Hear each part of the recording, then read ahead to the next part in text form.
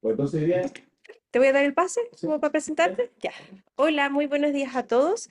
El día de hoy, en la presentación del servicio del Hospital de El Salvador del Servicio de Oftalmología, presentará el doctor Sebastián Vega, Fellow de Retina del Hospital El Salvador, Universidad de Chile.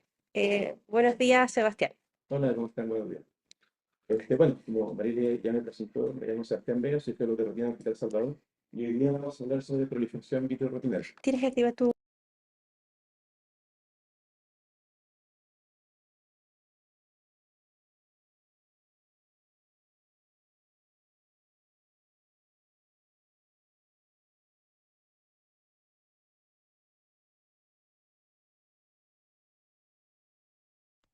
Ahora ¿Sí? sí. Y aquí inicias el video para que tú salgas. No sé si me van a querer ver, pero bueno. Ahí sí.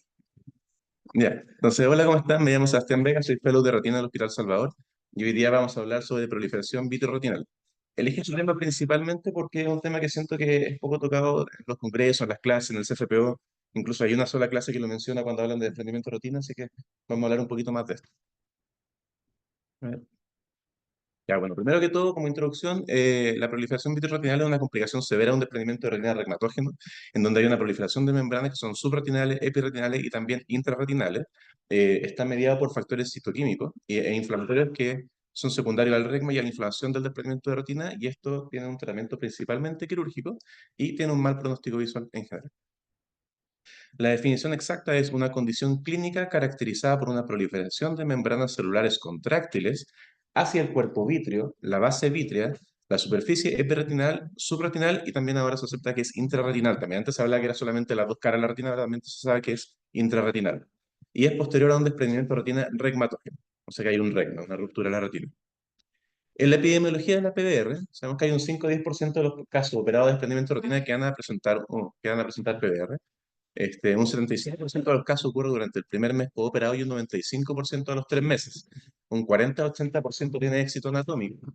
Por lo tanto, diríamos que más o menos la mitad de los pacientes presentan un éxito anatómico y un éxito funcional de un 26 a un 67%, que se considera como una visión ambulatoria, que sería un 5-200, que sería más o menos como un 20-800. O sea, el éxito funcional también es bajo, pero eso es lo que se considera en los estudios. Disculpe.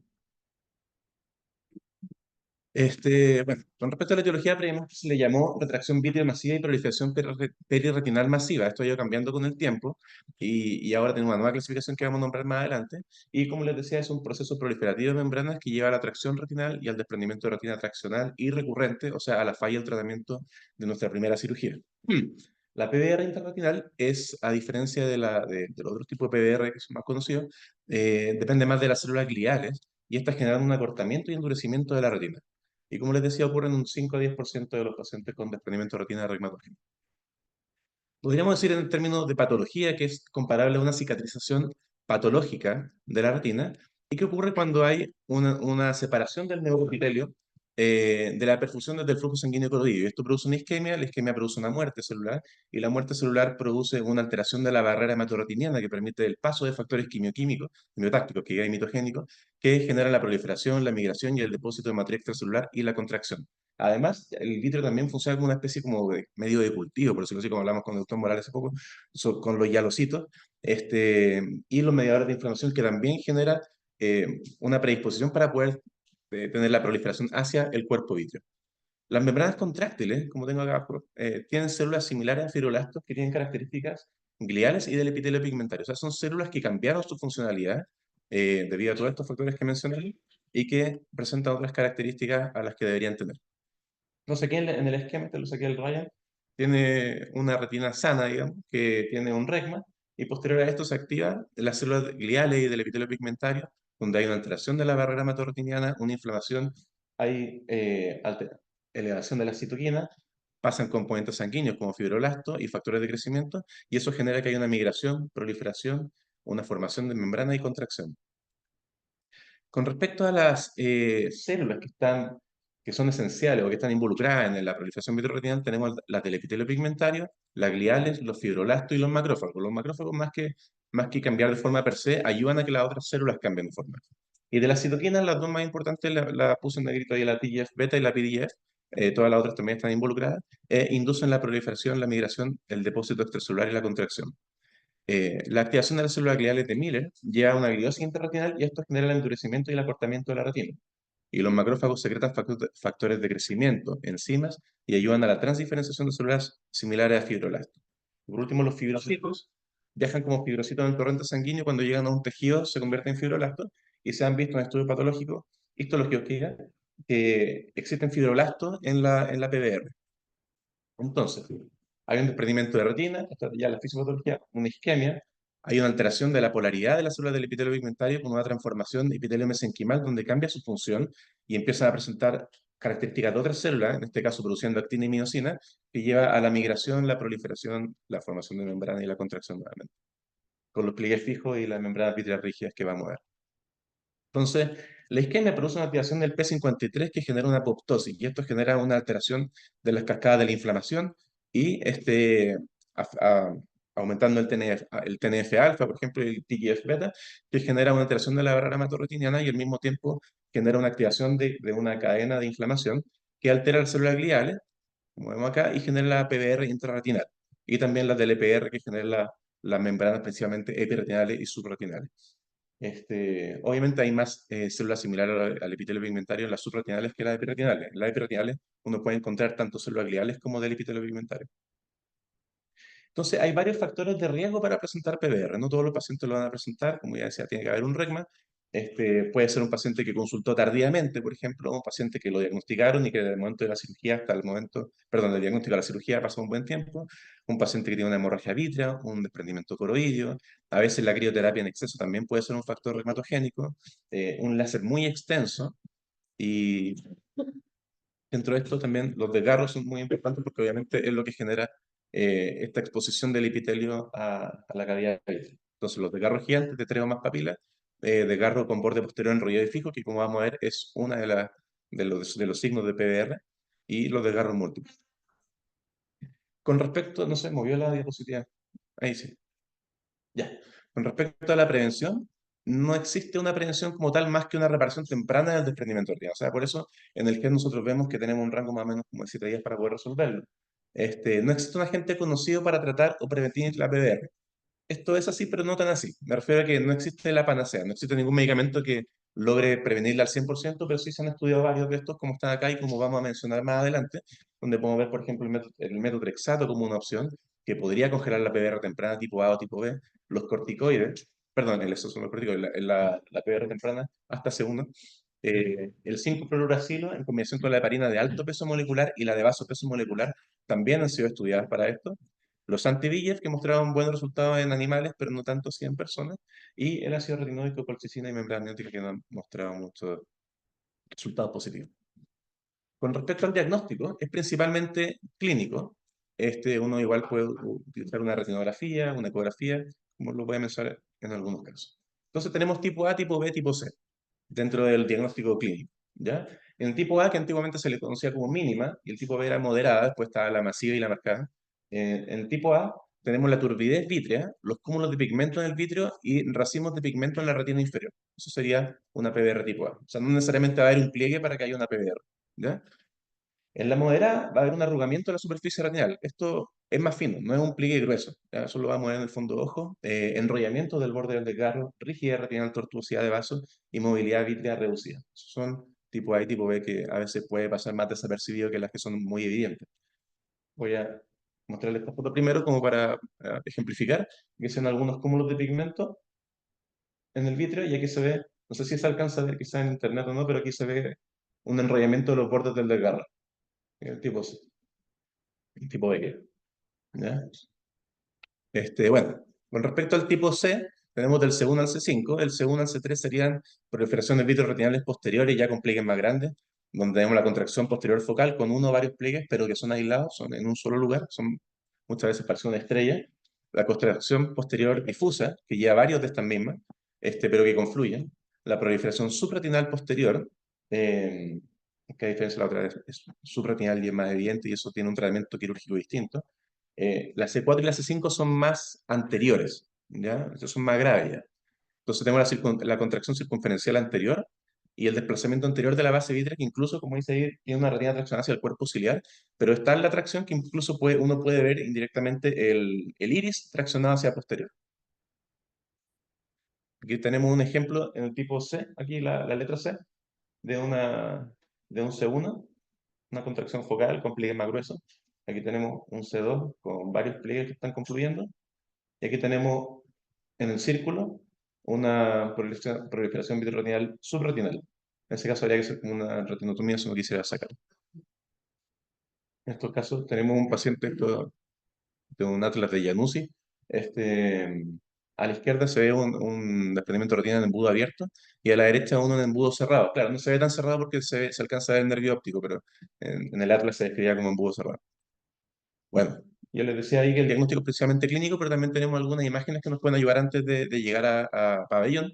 Como le comentaba al doctor Morales el otro día, teníamos un paciente lauto que tenía una hemovitria, pero llegamos a pabellón y en verdad tenía un desprendimiento en embudo cerrado y tenía una imagen de T dentro del fondo de ojo. Aquí podemos ver abajo cómo esto sería un embudo abierto, un patrón en B, y esto sería un patrón en T, un embudo cerrado, que es más complejo.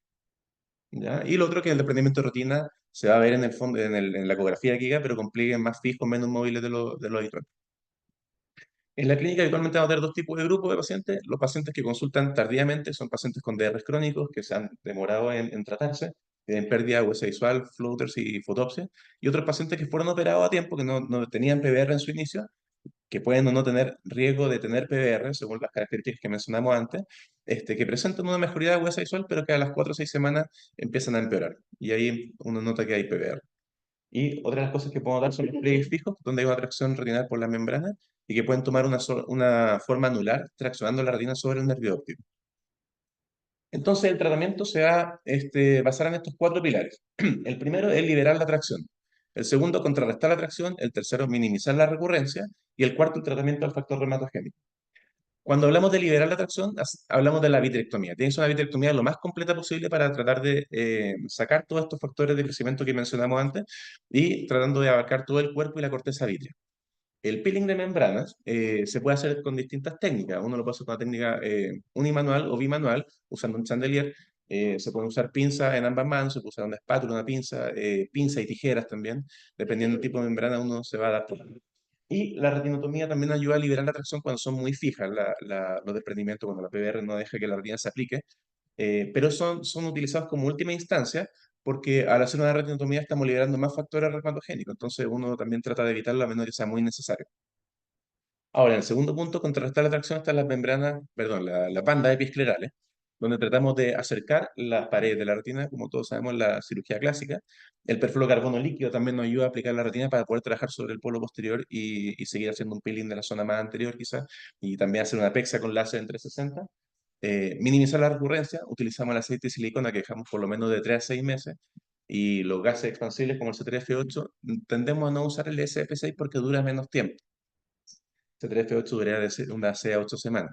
Y el tratamiento farmacológico, como les decía, que vamos a mencionar más adelante. Por último, el cuarto punto es tratar el factor reumatogénico, que puede ser pacientes que se operaron de desprendimiento de retina y que vamos haciendo un seguimiento y que vamos viendo si aparecen estos signos precoces que les mencionaba antes de PBR o algún regma que no vimos durante la cirugía y que haya que hacerle láser antes de que se complique. Bueno, el manejo según la etapa. En la etapa grado A y B uno hace una criorretinopexia o una vitrectomía, y en el grado C ya empieza a aparecer el gas C3F8 y o la silicona y la retinotomía. Por ejemplo, en el C3, que hablamos de que hay una fibrosis subretinal, una PBR subretinal, habría que hacer una retinotomía para poder liderar eso. ¿Ya? C5 también, y ahí el C4 no lo mencioné, pero todo depende. O sea, si puede ser un C4, pero si está muy endurecido y no se logra aplicar, habría que hacerlo igual. Este es un pequeño video, no es del servicio, lamentablemente no tenemos mucho para grabar, pero precisamente para ejemplificar qué es lo que se hace, una vitrectomía, es un lente con mayor aumento. Ahí se están sacando, está más lento en la pantalla. Bueno, se están sacando membranas epirretinales. Este, sí, se ve mucho más lento en la pantalla acá. No sé qué hace. Bueno, ahí no se ve, eso es conexión. Ujú. ¿Ya?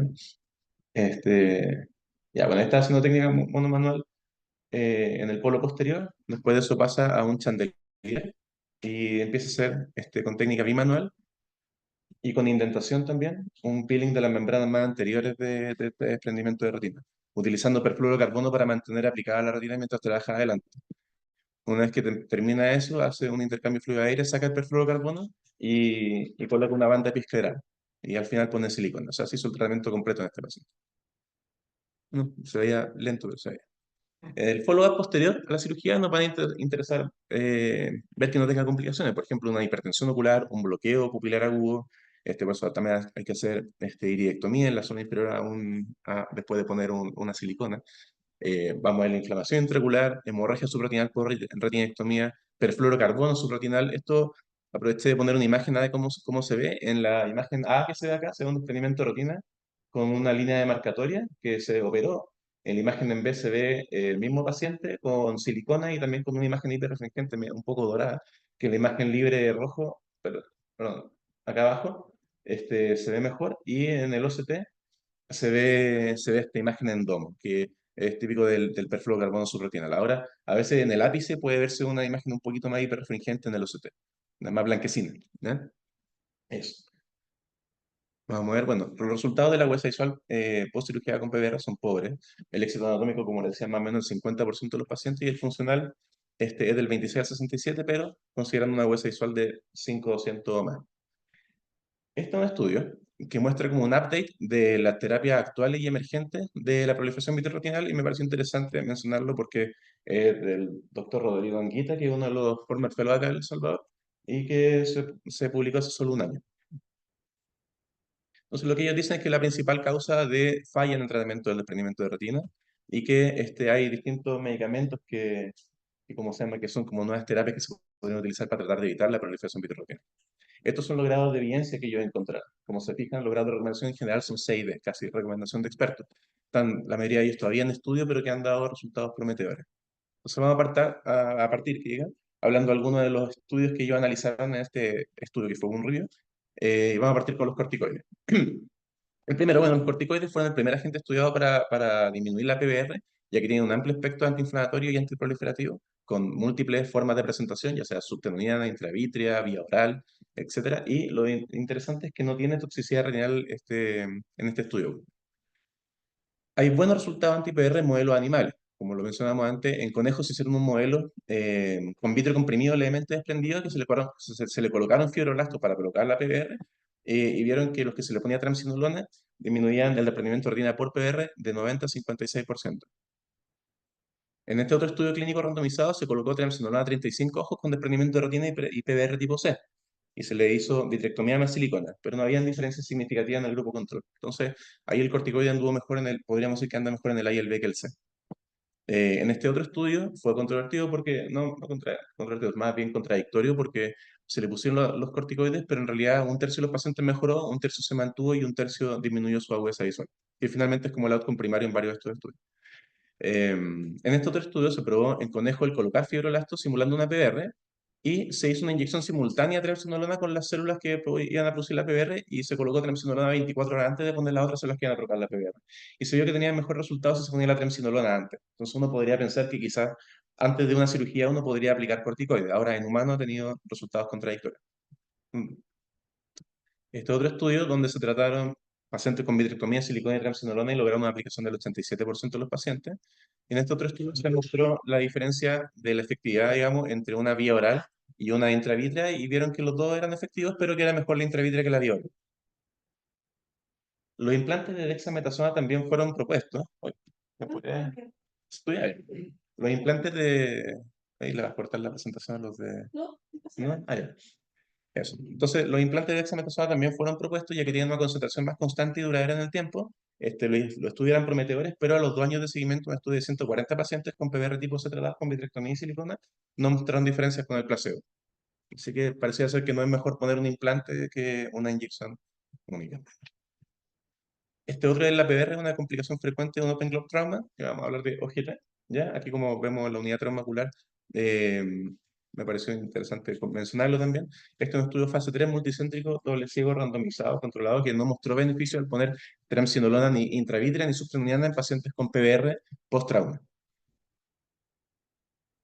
Ahora, pasando al metotrexato, es un antagonista de folato, tiene una actividad antiproliferativa que produce eh, una reducción de la reaplicación y la proliferación celular. Y tiene una actividad inflamatoria porque estimula la liberación de adenosina. El método Trexato in vitro reduce la proliferación y la migración de las células del epitelio pigmentario y, a diferencia del 5-fluoracilo, no tenía toxicidad retinal. Entonces era prometedor. Ha sido usado en distintas modalidades, ya sea intraoperatoria o postoperatoria, con una inyección única o varias inyecciones después de la cirugía. En este estudio, por ejemplo, se utilizaba en 10 pacientes y tuvo un éxito del 80% de los 25 meses, con una huesa visual que pasó de movimiento de mano a 20-200. En este estudio se utilizan 250 microgramos en pacientes con vitrectomía, silicona y PBR tipo C, y no mostró resultados estadísticamente significativos. Si bien los resultados anatómicos fueron un poco mejores, la huesa visual no había diferencia. Ahora, en el método Trexato con 400 microgramos y con pacientes con alto riesgo de PBR, o sea, sin PBR pero que tenían alto riesgo de tener, se trataron 29 ojos y hubo un 90% que se mantuvo aplicado. Y un 10% presentó PBR recurrente, pero no con un redesplazamiento retinal. Y fue bien tolerado por los pacientes. Después de ese estudio siguieron usando 400 microgramos en vez de 250, y en este se vio que había una huesa visual que mejoraba de 20-400 a 20-200 a los 4 meses. Y un 80% de los pacientes con retina aplicada con una cirugía y 90 con 2 al año. En este otro estudio se hizo vitrectomía en desprendimiento retinal con metotrexato y sin metotrexato. Se vieron tres estudios. Uno que no tenía, tres grupos de pacientes, uno que no tenía riesgo de PBR, uno que tenía alto riesgo de PBR y uno que tenía PBR. Los resultados fueron buenos cuando había pacientes que tenían riesgo de PBR, el otro grupo no. Si había PBR establecida, como lo vimos en el otro estudio, no ayuda mucho este medicamento. La complicación más frecuente, si bien no de retina, lo quise mencionar, es la epitelopatía corneal en 15% de los pacientes. Y en este estudio, fase 3 multicéntrico, se vio que el método Trexato 0,8% tenía mayor éxito anatómico, menor formación de MER, pero no había diferencias funcionales en la huesa visual. Otro agente está la daunamicina. Yo lo conocí cuando revisé este tema. En realidad es una antraciclina que tiene una actividad antiproliferativa y antimigratoria. Y se estudiaron en 286 pacientes con PBRC2. Y si bien tenía unos resultados anatómicos que eran mejores, no había diferencia en la huesa visual. Así que no se ha estudiado mucho más. El 5-fluoruracilo y la heparina de bajo peso molecular y la de alto peso molecular también, aisladamente dieron resultados positivos para prevenir la PBR, así que hicieron este estudio donde combinaban las dos cosas y tomaron 87 pacientes con tratamiento y 87 con placebo. Y la PBR postoperatoria era el 12 versus el 26%, y las reintervenciones también disminuían del 52 al 72%. Pero no había diferencia significativa en la huesa visual. Y en este otro estudio también, en randomizado multicéntrico, con 325 pacientes, tampoco lograron diferencias con el grupo placebo. El ácido retinoico parece una opción que podría ser interesante porque sería vía oral. Y en este estudio se vio que si dábamos 3 ácido retinoico 2 veces al día por 2 meses, había una reaplicación en estos pacientes del 93 versus el 63% que no se les dio nada, y una menor incidencia de páquer macular del 18 al 78%, y una mejora huesa visual del 56 al 10%. Esto es súper interesante porque es un tratamiento ambulatorio mucho más fácil de dar y fácil de conseguir. La isotretinoína también tuvo resultados buenos, pero no tan buenos como la isotretinoína. Como vemos acá, el 84 versus 61% tuvo un éxito anatómico a los que tenían alto riesgo de PBR. Los anti-VEGF, como les mencionaba, el ranibizumab demostró su eficacia para disminuir la bioactividad en el vitrio de animales con PBR, y protegió a los conejos, en realidad, del estudio. ¿Ya? Y cuando se probó en humanos, se probó el Avastin, en realidad, no el ranibizumab, no había mejoría en la huesa visual, ni reaplicación de la retina, ni formación de MER. Pero me parece que se probó en pacientes que tenían alto riesgo y que tenían PBR tipo C, no así en los estadios precoces. Otros agentes están en estudio, pero que no voy a mencionar, está la mitomicina C, el taxol, la colchicina, palomida, topotecan y la curcumina. Entonces, dentro de las conclusiones de los estudios, podríamos decir que los esteroides tienen un mejor efecto en la etapa A y B, que los esteroides no mejoran resultados en PBR post-trauma en el Open Globe Trauma. El metotrexato tiene mejores resultados en pacientes con PBR no establecida y con alto riesgo de presentar PBR, con monodosis intraoperatoria de 400 microgramos. El ácido retinoico parece ser una alternativa oral prometedora para casos sin PBR establecida. Hay una mayor aplicación, menor Packer y mejora huesa visual. Los anti-VEGF no han demostrado resultados satisfactorios en humanos. y el 5-fluorouracilo y la heparina bajo peso molecular tienen mejor resultado anatómico, pero no funcionan. Entonces, conclusiones finales. La PBR es una complicación severa del desprendimiento de retina reumatógeno, es una enfermedad compleja y multifactorial con una patogénesis asociada a diversas células que ya mencioné. Es la principal causa de falla en el tratamiento del desprendimiento de retina. Los resultados funcionales y anatómicos aún son insatisfactorios. Hay múltiples tratamientos que se han intentado con resultados contradictorios. Un mejor entendimiento de la patogénesis es necesaria para poder hacer un target adecuado de tratamiento. Y es necesaria una identificación de los casos de alto riesgo de PBR y el tratamiento sigue siendo principalmente quirúrgico. Eso.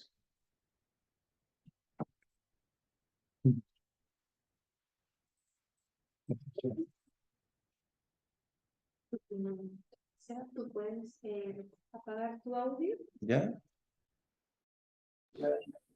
Sí. Sí. Quiero apagar. Sí, ahora sí. Entonces, déjame acá. Entonces, doctor Morales, ¿quiere decir algo? Tome nota. Acá. Ahí está, está con cámara incluida. Bueno, la presentación es muy interesante porque no es una patología teórica, sino que es una patología práctica, cotidiana, y como el servicio de unidad de trauma ocular en el hospital recibe una gran cantidad de pacientes, esto es un problema permanente. En realidad, yo creo que hay que distinguir dos condiciones, digamos. Y yo creo que la más importante es la primera cirugía. En la primera cirugía, y eso se ha enfatizado desde hace mucho tiempo, se debe intentar a toda costa, digamos, lograr el desprendimiento del bicho posterior cuando se hace la bichectomía, puesto que no se sabe exactamente cuál es el mecanismo, pero probablemente sean los hialocitos que se encuentran distribuidos como una red entre la retina y la corteza vítrea, sean los que generan pero hay claramente una menor tendencia, digamos, y una vitrectomía más completa una vez que uno logra el desprendimiento del bicho posterior y se va despegando el vitrio hacia adelante y hace la vitrectomía lo más completa posible. Hay que recordar que a nivel de par plana uno no logra nunca sacar todo el vitrio, así que a nivel de par plana, digamos, se supone que uno no deja un espesor de 1,5 milímetros más o menos el espesor del puerto del vitrector. Ahora, ¿qué cosa podríamos mejorar en el servicio? Una de las cosas que debiéramos considerar, digamos, es probablemente limitar el número de cirugías, porque muchas veces eh, se opera y se reopera y se reopera y al final el resultado es sacar una cicatriz y reemplazarla por otra más grande. Entonces probablemente eso sea una de las cosas que debiéramos mejorar. Otra de las cosas que debiéramos mejorar, digamos, es considerar la oportunidad de tratamiento. En la última academia, uno de los puntos que se planteó fue el siguiente, y como siempre, digamos, los colegas norteamericanos tienen una virtud de significar y que hace muy atractiva estas presentaciones de que alguien expone en pro y alguien expone en contra. En un paciente que ya tiene la mácula off, ¿cuál es la urgencia de operar? Entonces, una posición era que era la que todos sostenemos, digamos, de forma subconsciente, que hay que operarlo cuanto antes, porque mientras más se prolonga un desprendimiento de retina, más tiempo existe para las complicaciones como la proliferación vitrorretinal. Y otro colega, digamos, defendió de que no era bueno, o sea, que no era necesario operar en forma inmediata.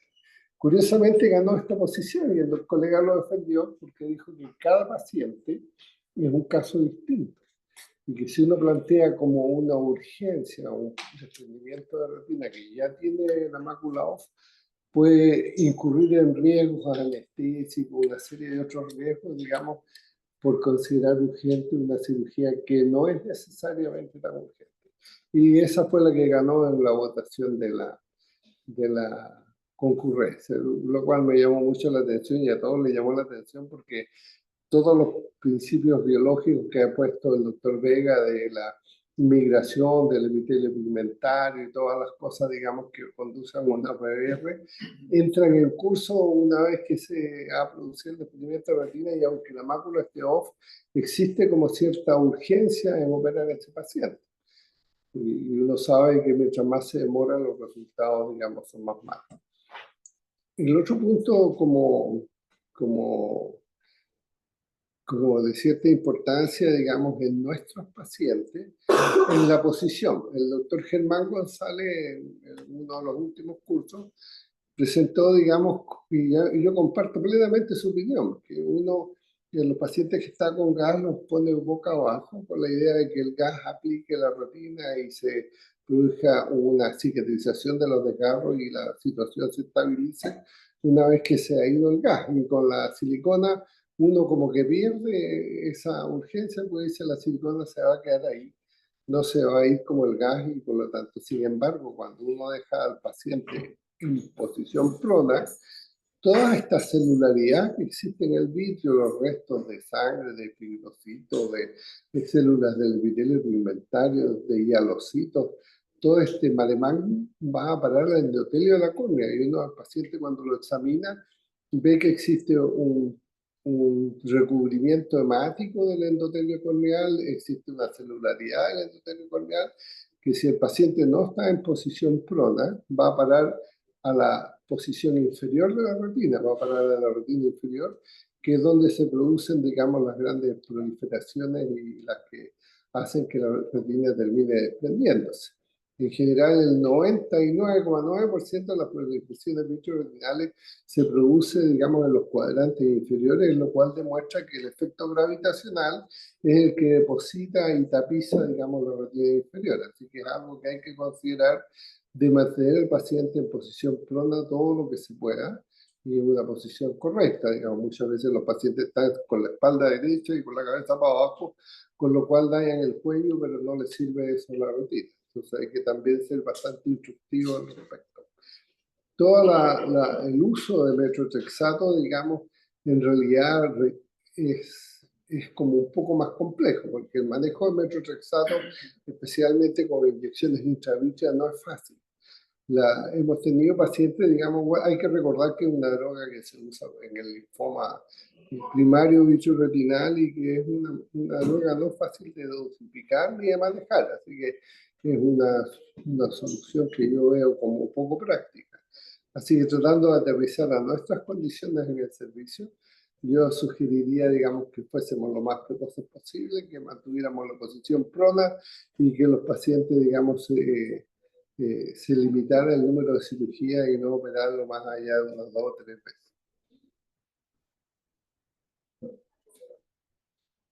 Bueno. Pero acá nosotros Tiene que subir al lado tuyo por si quiere recibir los mensajes.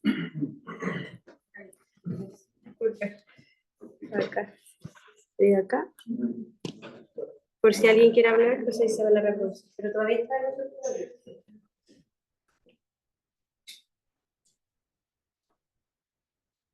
Ahora sí. Que acá con la cantidad de pacientes que hay en la UTI y con la PBR que uno ve después, ¿no sería mala idea hacer algún protocolo con metotrexato? Acá en la farmacia lo hacen. Sí, bueno, el año pasado estamos con un par de pacientes con el doctor Marley con el curso pero no fue fácil de conseguir. ¿No? Y como se llama, como vimos en los estudios, lo ideal es tratarse los pacientes que tienen alto riesgo. En un trauma, una HBO, digamos, la medida tiene alto riesgo, entonces no tiene que ganar todo. ¿Qué opina el doctor? Es conocido.